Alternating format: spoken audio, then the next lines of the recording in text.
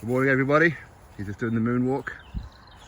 I want to talk about deflection, because that appears to be what's happening with the Eddie Hearn, Conor Benn, British Boxing Board of Control situation. And yesterday there was a lot of interviews that Eddie Hearn done where he's saying, you know, I don't really want to be passing the buck, if you like, but the British Boxing Board of Control this, the British Boxing Board of Control that.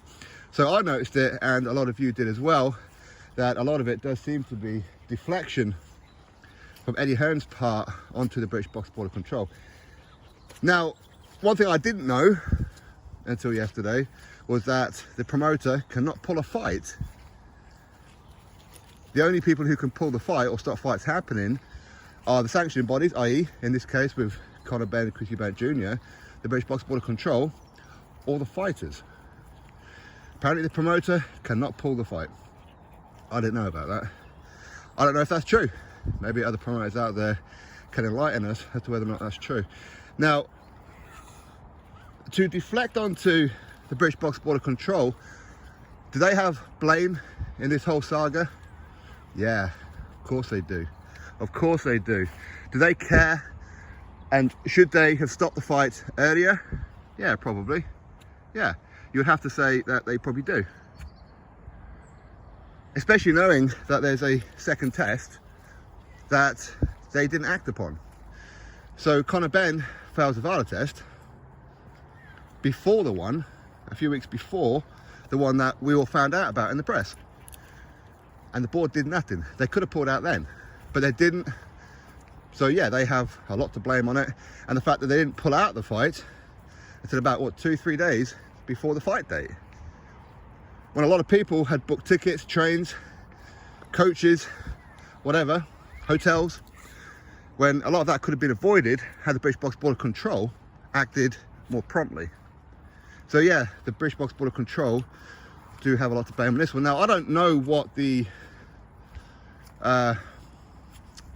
violation, this misconduct it is that Conor Benn supposedly have done, that the board were trying to pin onto Conor Benn. I don't know what that is. In time, I'm sure we'll find out. But the fact that Conor Benn relinquished his British Boxing Board of Control license isn't a good look.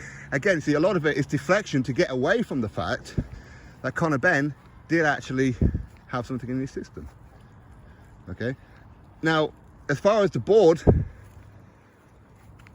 informing a newspaper, I find that personally disgusting, because as far as I'm aware, it's supposed to be kept quiet until an investigation is completed, right? That's the impression that I was always given, that you and I shouldn't find out about anything until the investigation is complete. But the fact that the board contacted a specific newspaper rather than put out a public statement themselves via their own website, on their own social media platforms, instead they contacted the press. One particular newspaper outlet, not multiple ones, but one. Why that specific one? Now, people have made comparisons with Conor Benn to Tyson Fury, to Dillian White, and whatever else. Now, firstly, each case has its own merit, and I've said this 101 times. Each case has its own merit. But there are certain comparisons. Yes, Tyson, he gave up his board license. And I said way back when that the way that the board and UCAD were handling Tyson Fury was disgusting. Quite honestly, it was really, really disgusting.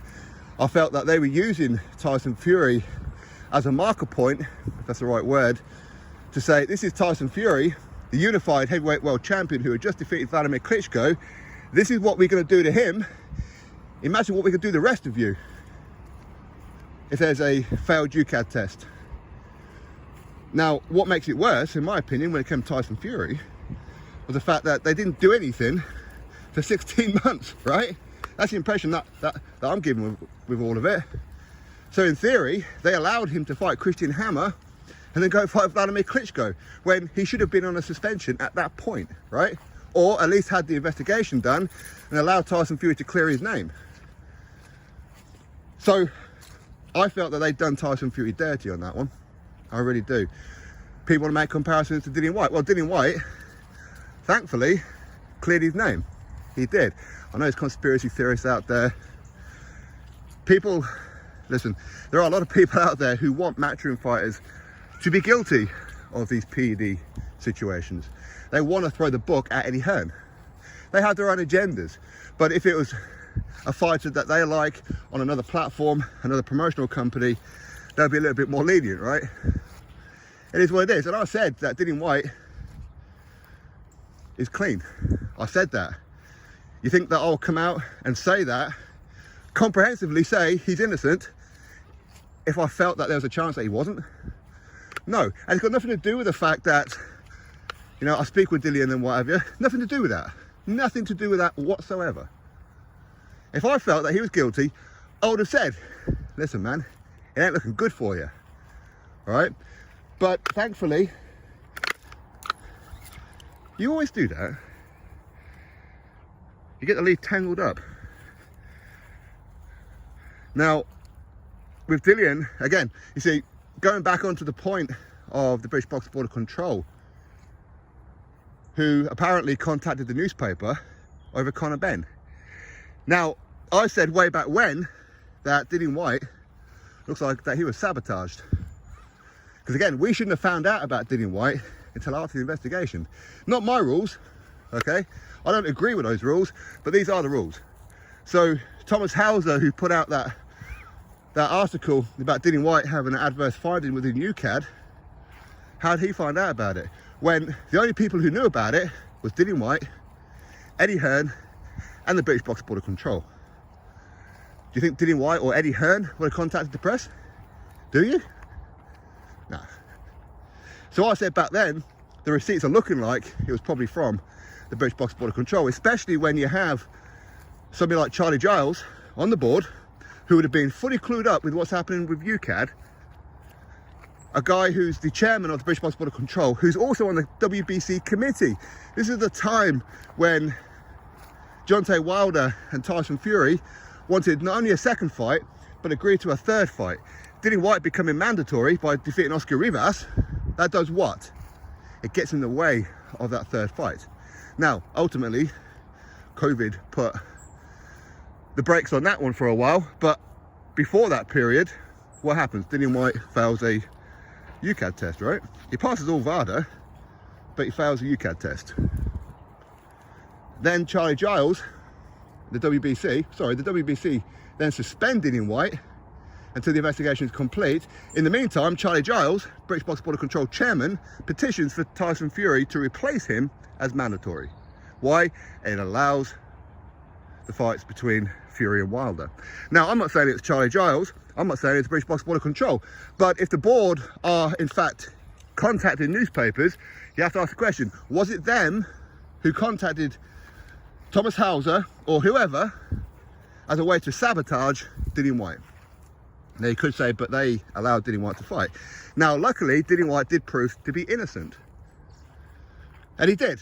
Conspiracy theorists will say otherwise, okay? But he did. He proved to be innocent. It was, in fact, contamination. It was. Now, when it comes to Conor Benn, he's going to have to do something very similar. He's going to have to prove that it's contamination.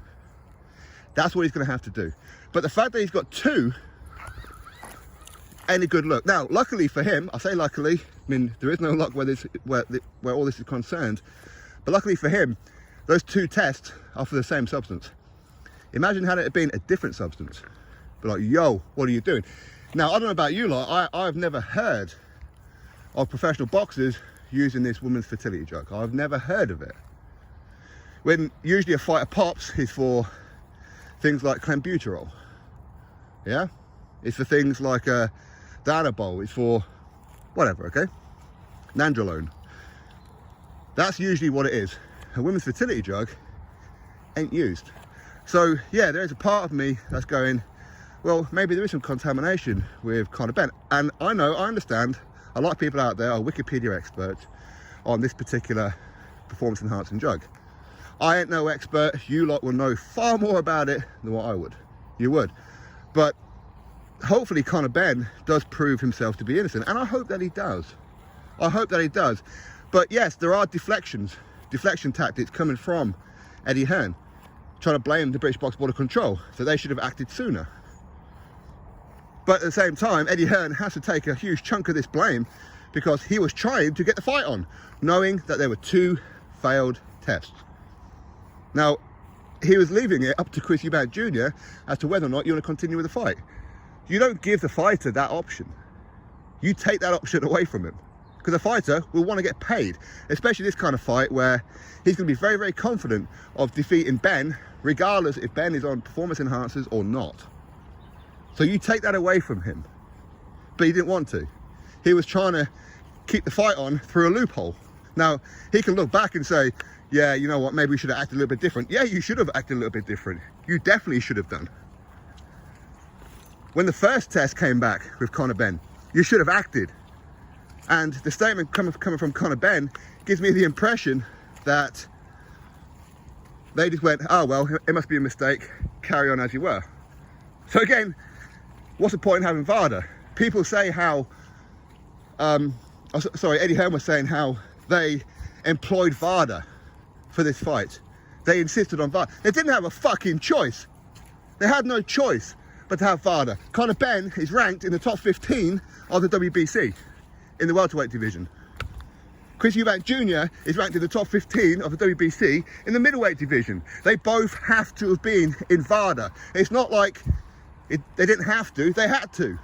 Otherwise you don't get ranked, okay? That's how it is.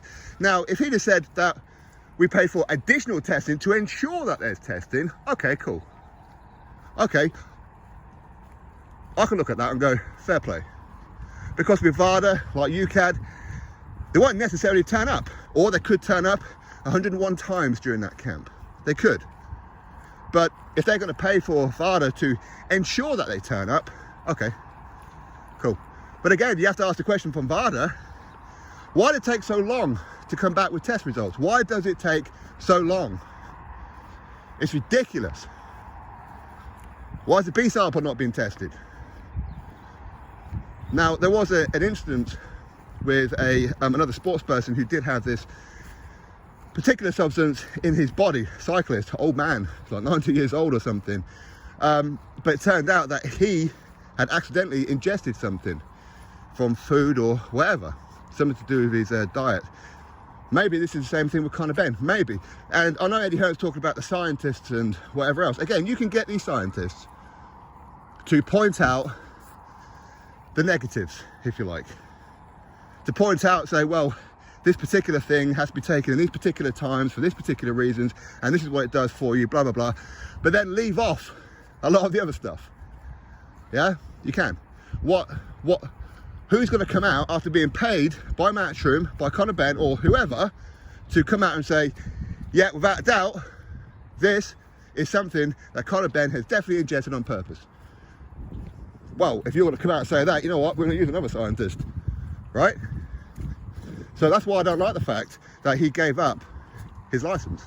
Because when you give up the license, you pretty much put an end to the investigation. So you do your own investigation where you put out the one that suits you. I hope Conor Benn's innocent, and I hope a lot of you do as well. I know some of you don't want that because he's a Matchroom fighter. Had he been a Frank Warren fighter, or sorry, Queensbury or whatever, maybe you're giving him more of a pass. Because he's Matchroom, you don't want to. Me, I want the full results to come out and then we make a decision. That's just me. Damn, it's starting to rain. All right, I need to get off here. Jeez, I've got a long walk back as well, and it's lashing it down now. Okay, I'm out. Drop your thoughts below, click thumbs up, subscribe. Catch you in the next video.